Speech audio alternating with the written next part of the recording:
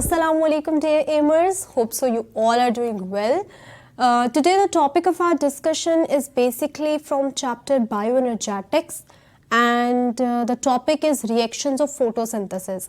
This chapter is extremely important not only for FSC students but also for Mdcat students, and students have a lot of confusion in this chapter, so I'll try to clear all of your confusions. So let's start the topic. Basically, we'll start from the definition of photosynthesis, which is mentioned on the very first page of Bioenergetics in the end.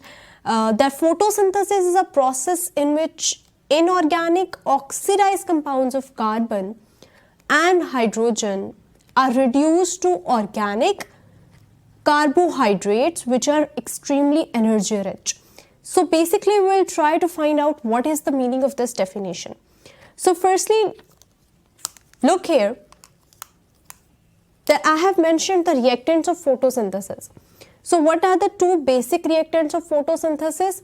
The reactants are carbon dioxide, you all know very well, and the second reactant is water. So carbon dioxide and water are the two reactants of photosynthesis. So basically these two reactants have some properties in common. First property is both of these reactants are inorganic. Now what does inorganic mean? You all know very well that organic compounds are those which have carbon and hydrogen. So basically what does carbon hydrogen mean? It basically means that it has carbon hydrogen bond in it. Organic compounds have carbon hydrogen bond in it, and all the compounds which don't have carbon hydrogen bond, they are inorganic. So let's see here in carbon dioxide and water, there is no carbon hydrogen bond in both of the reactants. So both of the reactants are inorganic in nature. Second point he has mentioned in the definition is that both of these reactants are energy poor. Energy poor means they don't yield any energy. Basically, energy is always stored in the bonds, like in carbon hydrogen bond. You have read in the chapter, in the very start of the chapter, that lipids store double amount of energy as compared to the same amount of carbohydrate. What does that mean? Because lipids have double proportion of carbon hydrogen bond, or you can say higher proportion of carbon hydrogen bond than that of the carbohydrates. So basically when this carbon hydrogen bond undergoes respiration, then this carbon hydrogen bond breaks and it yields energy. So all the compounds which have carbon hydrogen bond, like lipids, like carbohydrates, they yield energy when this carbon hydrogen bond break. So see here that these both of the compounds, carbon dioxide and water, they don't have any carbon hydrogen bond. So these both are the energy poor substances. Third point is that these both are the oxidized compounds. Now what does that mean? It basically means that when you add like carbon, it's carbon, and when you add oxygen in it, then addition of oxygen is oxidation. So it is carbon dioxide is basically the oxidized compound of carbon. Similarly, when you add oxygen into water, oxygen into hydrogen, then this becomes water. It means water is the oxidized compound of hydrogen. Got it? So basically the reactants of photosynthesis have three properties in common. Both are inorganic, they don't have carbon hydrogen bond. When they don't have carbon hydrogen bond, the bond will not break and they will not release energy. And both are the oxidized compounds, mean they have oxygen with the attached element. Okay. Next we'll look upon what are the products of photosynthesis. We all know that basic or main product or primary product of photosynthesis is glucose C6H12O6. We also see that the products include oxygen and water. But oxygen and water, these both are the byproducts of photosynthesis. The main product, the primary product is glucose. Now this glucose also has some of the properties. What are those properties? This glucose is most important, it is organic in nature. You can see from the formula that it has carbon hydrogen. So carbon hydrogen means it has carbon hydrogen bond. Okay, so as it has carbon hydrogen bond in it, so it is organic. The next property is very obvious. If it has carbon hydrogen bond, it is a carbohydrate. So when this carbohydrate will undergo respiration, this carbon hydrogen bond will break and it will release energy. So we say that glucose is an energy rich compound. You see, when your body is running low on energy, then what do you say?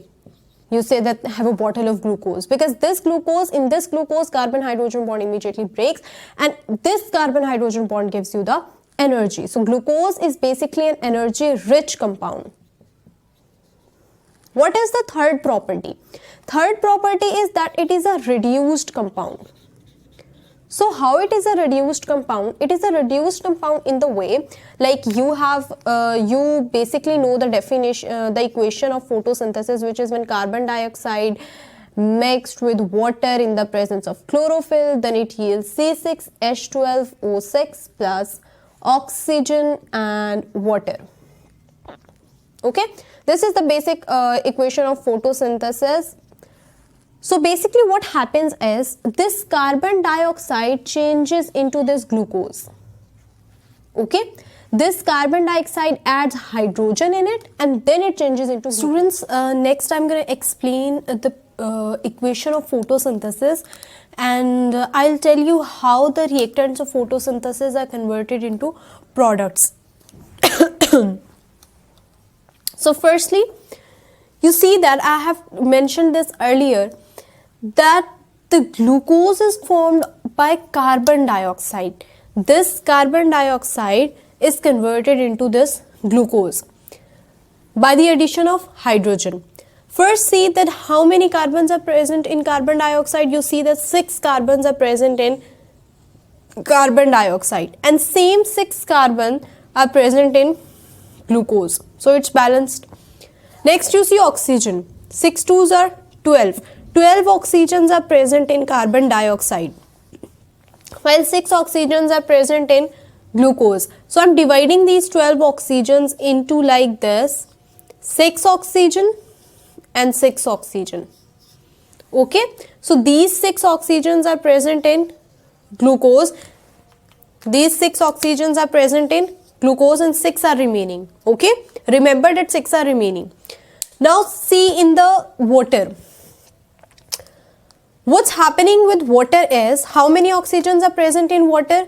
You see that there are 12 oxygens in water.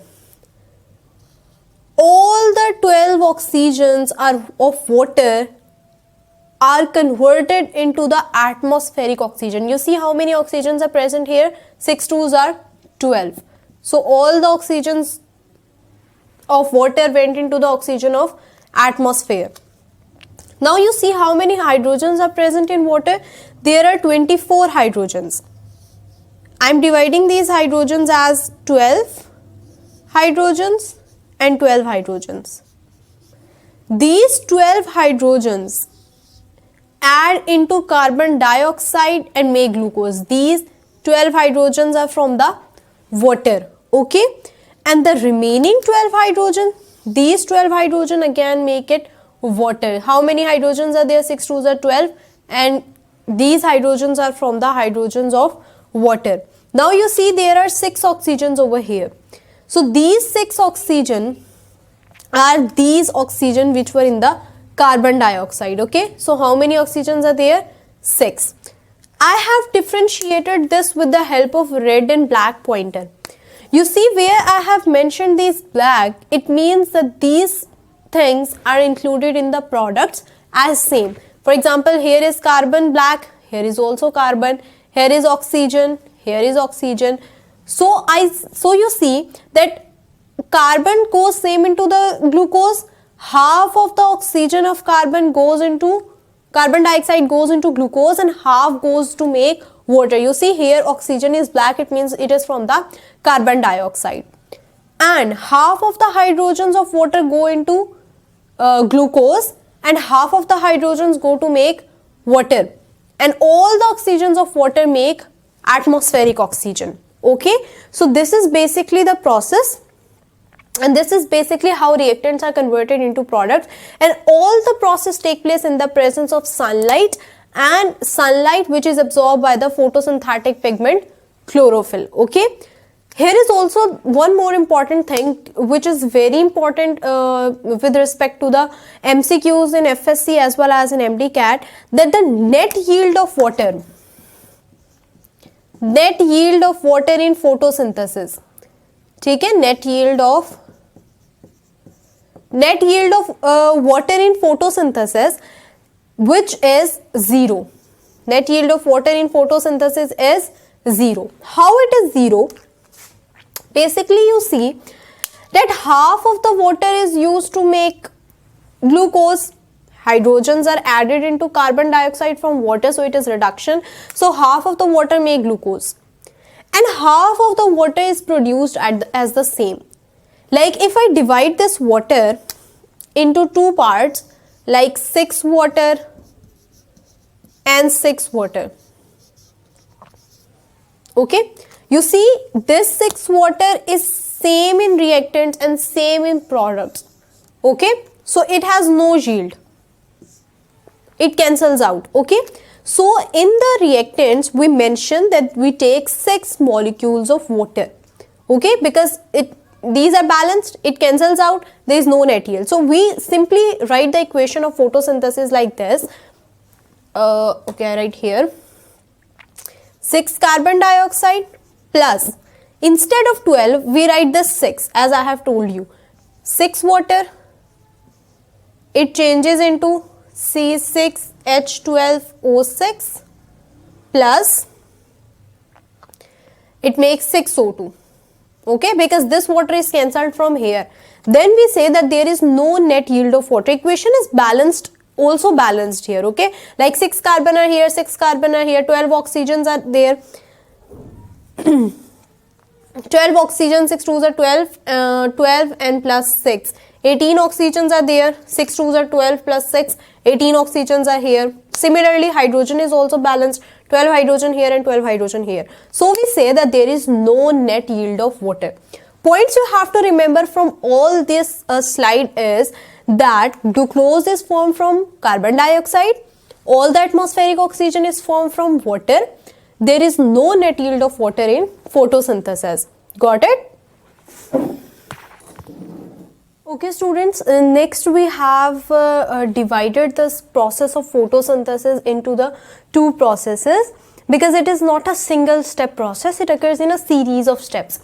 So in this lecture I am going to give you just a general overview of light and dark reactions, and in the upcoming lectures we will study both of these processes in much detail. Okay, so I'm just giving you the general overview, so when we will study the detail you will remember all the stuff which I told you in this video. Okay, so first we all know that photosynthesis is divided into two processes, light reactions and dark reactions. Okay, so these light reactions and dark reactions,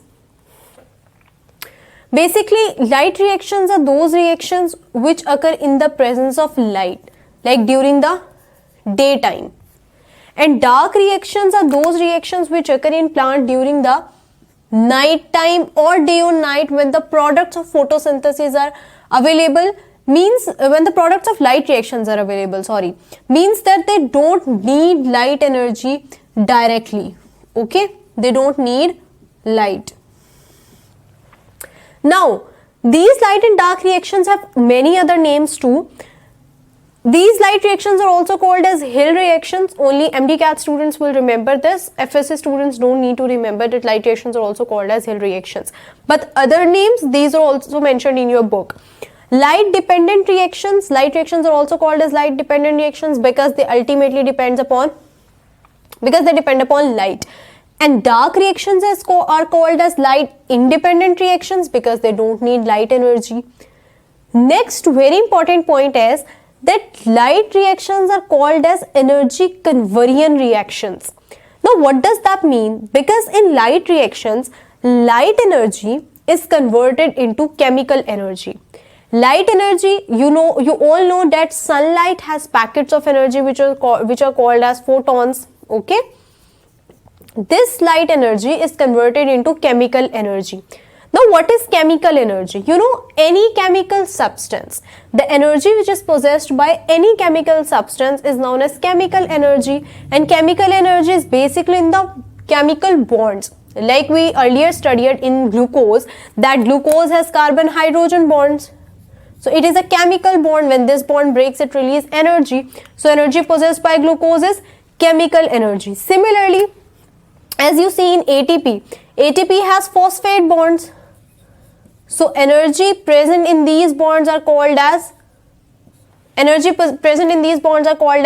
chemical energy. So in light reactions, light energy is converted into chemical energy of ATP and NADPH. Both are the chemical substances. So energy present in these substances is known as chemical energy. So it is basically an energy conversion process. While if we look at dark reactions are called as energy conservation reactions. Energy conservation means that energy is conserved in the process of dark reactions. The chemical energy of ATP and NADPH, which are formed in light reactions, okay, it just conserves in glucose, because glucose also possesses chemical energy. ATP and NADPH also possess chemical energy.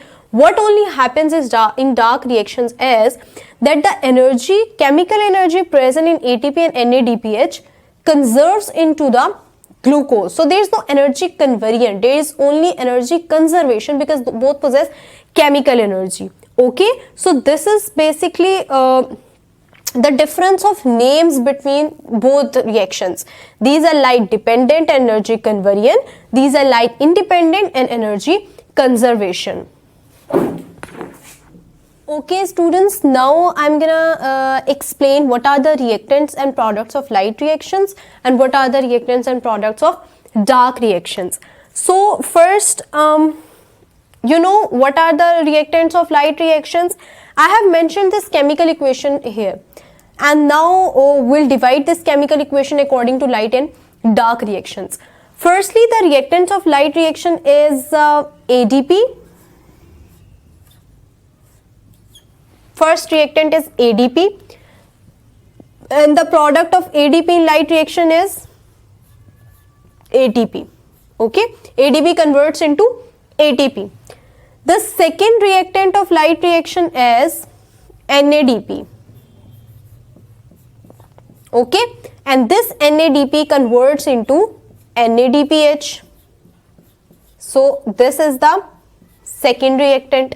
The third reactant of light reactions is this water, which is most important to remember, that the water used in the process of photosynthesis is basically consumed in light reactions. So this water changes into this oxygen present here. Okay, so all of this water is consumed in light reactions, and the product oxygen, which is mentioned in the equation of photosynthesis, is basically produced in light reactions. Okay, so there are three reactants of light reactions: ADP, NADP and water. The product of ADP is ADP, the product of NADP is NADPH, the product of water is oxygen. Now we'll look at the reactants of dark reactions. Basically, the products of light reactions are the reactants of dark reactions. Okay, so the reactant of dark reaction is this ATP, which again changes into ADP. Okay, the next reactant is this NADPH, which changes into NADP, which was the reactant in the light reactions. Okay, the third and the most important reactant of the dark reactions is this carbon dioxide. This carbon dioxide changes into glucose in the dark reactions by using the chemical energy present in ATP and NADPH. While the energy used in the light reactions, you can also mention this difference, that the energy used in light reactions is sunlight energy, while energy used in dark reactions is chemical energy. It is not basically used, it is only conserved. Okay, so these are the reactants and products of dark reactions. So what actually happens is, see, I'm just telling you this general process of hydrogen. I'm just explaining this hydrogen. All the detail we will study later, okay? But at this point, I'm telling you about this hydrogen. What actually happens is that you see that water is converted into oxygen here. It means that hydrogen has been removed from this water, okay? Now, this hydrogen which has been removed from water adds into NADP to make NADPH, okay? Water removes its hydrogen, okay? This hydrogen adds into NADP, this adds here, and it makes NADPH. Now, from NADPH, this hydrogen is subtracted from here. This hydrogen now adds into carbon dioxide to make glucose like this. Okay, we studied earlier that the hydrogen mentioned in the glucose, it comes from water. So basically it's the process, it's the cycle how the light and dark reactions are connected to each other. Basically the products of light reactions are the reactants of dark reactions. And I have mentioned the cycle of this hydrogen, that how hydrogen from water adds to glucose. It basically adds in the way that hydrogen is removed from water, the remaining product is oxygen which goes into atmosphere. This hydrogen then adds into NADP which is present in plants, this NADP, and then this NADP is converted into NADPH. Now this NADPH is the product of light reactions and the reactant of dark reaction.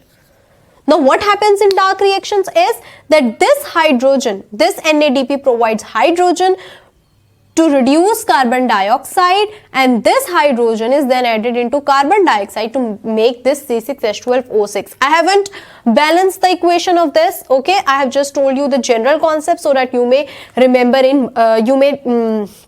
remember it, okay? So this carbon dioxide is the reactant of dark reactions, and this is the product of dark reaction, okay? And this water is also the reactant of light reaction. Everything is clear? Now this water is actually the product of dark reactions, okay? And when we will study dark reactions, I'll explain in detail that how this water is formed in the dark reactions. Got it? Now one more thing you have to remember is, I forgot to tell you earlier that this carbon dioxide is reduced into glucose. So this is reduction in carbon dioxide is an oxidizing agent. This water oxidizes to form oxygen. It means it removes hydrogen. So it undergoes oxidation, and the substance which undergoes oxidation is reducing agent. So water is basically reducing agent over here. Okay, reducing agent means which undergoes oxidation. Water removes hydrogen. Okay, so this is oxidation, and this hydrogen adds into NADP which becomes NADPH. Now this NADPH removes hydrogen so that this hydrogen could be added into carbon dioxide. So as NADP also removes hydrogen, so this is also oxidation, and NADP is oxidizing agent. I am mentioning it here that this NADP is oxidizing, this NADP undergoes oxidation, so it is reducing agent. So we say that NADPH,